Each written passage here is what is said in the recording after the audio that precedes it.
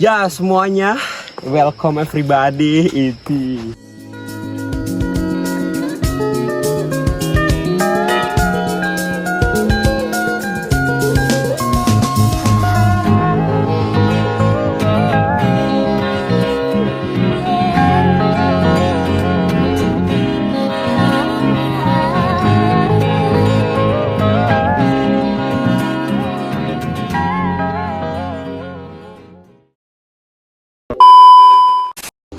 Baik, sebelumnya Assalamualaikum warahmatullahi wabarakatuh.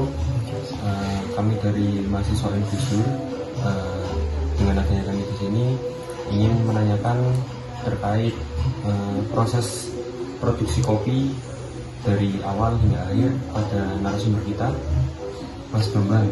Ya. Jadi langsung saja kita menuju ke pertanyaan pertama. Yang pertama, mungkin bisa diceritai Mas, gimana sejarah Mas Bambang ataupun Bapak kok bisa pada akhirnya memilih untuk bertani kopi? Kalau kopi di sini tuh buat penghasilan per tahun, Mas. Oh, penghasilan per tahun.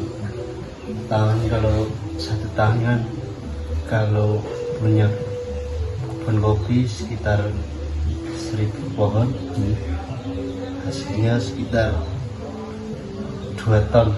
2 ton kopi. Kalau dipeluangkan berarti 18 juta. 18 juta per tahun Ya. Berarti itu jadi penghasilan utama masyarakat sini, Mas? Mayoritasnya.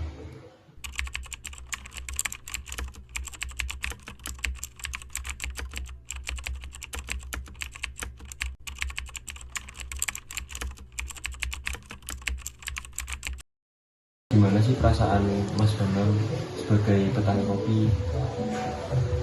Petani kopi itu dikatakan enak ya, enak, tanam satu kali buat masa depan anak cucu.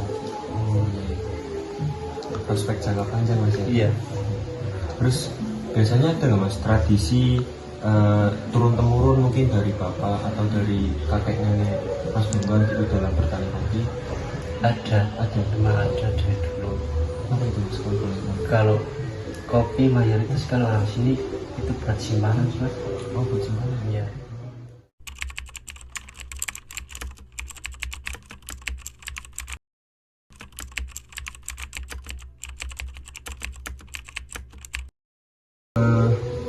Kalau dengan berkembangnya era teknologi sekarang, Mas, mungkin menurut Mas Bambang teknologi ini berpengaruh Mas dalam pertanian kopi? Pengaruh, kalau kopi kan zaman sekarang teknologi sudah maju, bisa dipasarkan lewat online ya. Berarti dari segi pemasarannya Mas ya, mungkin jangkauannya lebih luas ya, karena lewat media online.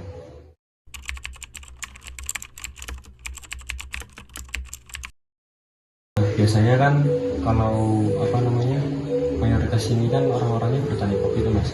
Ada nggak Mas komunitasnya gitu? Komunitas ada. Seperti kalau di sini kelompok. Iya, kelompok. Ya. Itu hubungan di kelompoknya berarti baik ya Mas? Baik. Kayak saling membantu gitu kalau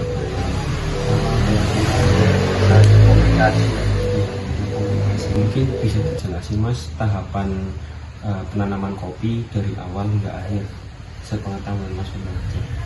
Kalau penanaman kopi caranya, kalau di sini mayoritas orang sini menanam kopi itu pertama awal tanah pengaruh. Dan keduanya kalau mau nanam bikin lubang dulu. Tanam kopi Itu ada ukurannya nggak Mas? ada. Kurang itu 30 cm persegi. 30 cm ya, meter persegi.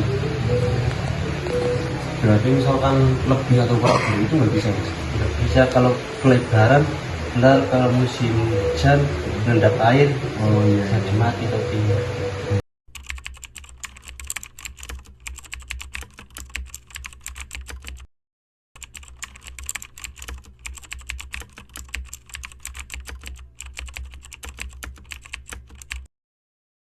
Mungkin bisa dijelasin Mas, tantangan Mas Bambang sebagai petani kopi itu apa dalam proses penanaman ataupun pemanenan? Kalau tantangan masalah kopi itu satu biasanya penyakit ada harus semprot pakai racun. Dua kalau udah buat seri merah Iya, mau dipetik dimakan hewan luar. ya. Tapi kalau cuaca itu berpengaruh mas? Kalau cuaca berpengaruh. Kalau musim hujan buah nggak terlalu baik, bunga kopinya kan jadi rontok. Nah, itu cara Mas Bambang menghadapi perubahan cuaca itu mungkin gimana mas caranya mas? Biasanya kalau udah ada kembang atau bunga itu disemprot pakai anti rontok. Pakai anti rontok. Berarti itu setiap musim hujan Iya. melakukan penyemprotan itu.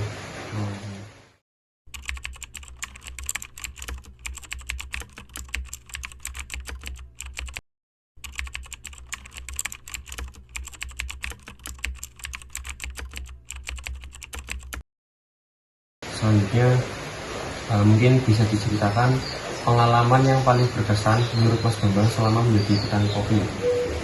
Kalau pengalaman berkesan itu lihat tanaman kopi subur, buah lebat, itu kalau petani udah rasanya senang. Kira-kira menurut Mas Bambang gimana sih pandangan generasi muda termasuk kita semua mahasiswa ini terhadap petani kopi? Ya kalau muda tergantung orangnya, Tergantung masing-masing. tergantung masing-masing. Kalau memang orangnya pecinta kopi pasti akan menggeluti dengan petani kopi. Tapi di sini ada loh mas, kayak anak-anak muda mungkin seumuran kita itu yang sudah menggeluti kopi, khususnya bertani kopi gitu. Kalau di sini sudah ada, Oh sudah itu ya. Tapi belum banyak mas, belum belum. banyak tapi ya. Mungkin ya itu tadi anak-anak muda yang memang sangat mencintai kopi, yang pada akhirnya memutuskan untuk menggeluti dunia kopi, khususnya di pertanian kopi. Nah, mungkin proses pemasaran hasil dari kopi ini gimana mas? Kalau pemasaran dari proses kopi biasanya kalau orang sini itu ada pembeli dari luar, Seperti dari Temanggung, dari Temanggung, dari Jogja, dari Banjarnegara datang ada. itu biasanya belinya per ton atau gimana mas? Kalau pembeli kecil biasanya per kilo. Kalau pembeli luar yang luar kabupaten seperti Temanggung, Jogja itu per ton. Itu yang per ton itu tengkulak besar mungkin mas. Nah kalau boleh tahu sejak kapan mas Bambang ini menjadi petani kopi? Sekitar 10 tahunan. 10 tahunan. Berarti memang warisan atau gimana mas? Warisan, kalau orang sini rata-rata warisan Warisan. nenek. Dari nenek moyang itu memang petani kopi. Nah, terus yang pertama kali mengajarkan mas Bambang untuk bertani kopi itu siapa? Orang tua. Oh bapaknya.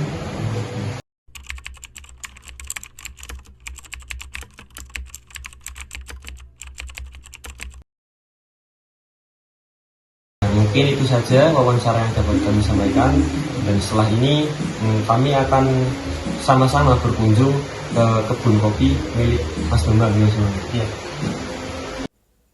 Nah, teman-teman semua, kali ini saya dan rekan-rekan mahasiswa lainnya sedang berada di kebun kopi milik Mas Bambang. Nah, sebagaimana yang kita tahu, antropologi ekonomi adalah studi tentang mata pencaharian, bagaimana manusia bekerja untuk mendapatkan kebutuhan material, seperti makanan, pakaian, dan tempat tinggal yang menopang hidup kita. Nah, antropologi mempertimbangkan 3 fase berbeda dari aktivitas ekonomi. Yang pertama, produksi, yang kedua, pertukaran, dan yang ketiga, konsumsi. Produksi melibatkan transformasi alam dan bahan mentah menjadi barang-barang material yang berguna atau diperlukan bagi manusia. Contohnya, kopi ini. Yang kedua, yakni pertukaran, melibatkan bagaimana barang-barang ini didistribusikan di antara orang-orang, seperti kopi Petung Kriono ini. yang mana didistribusikan ke daerah-daerah luar Petung Kriono seperti Temanggung, Jogja, bahkan hingga luar negeri. Terakhir, konsumsi, yakni mengacu pada bagaimana kita menggunakan barang-barang material ini. Misalnya, sebagai orang yang menyukai kopi, tentu kita akan mengkonsumsi kopi ini. Selain menjadi petani kopi, masyarakat sekitar sini juga menanam sayur-sayuran. Salah satu contohnya yakni kubis. Nah, jadi ini sayuran kubis. Di sebelah sana juga ada kubis. Dan di belakang tadi ada daun bawang yang memang digunakan masyarakat setempat sebagai mata pencaharian. Nah, selain menjadi petani kopi, masyarakat Logohendro juga menjadi petani sayuran. Mereka menanam berbagai macam sayuran seperti kubis, cabai, daun bawang, tomat, dan lain sebagainya.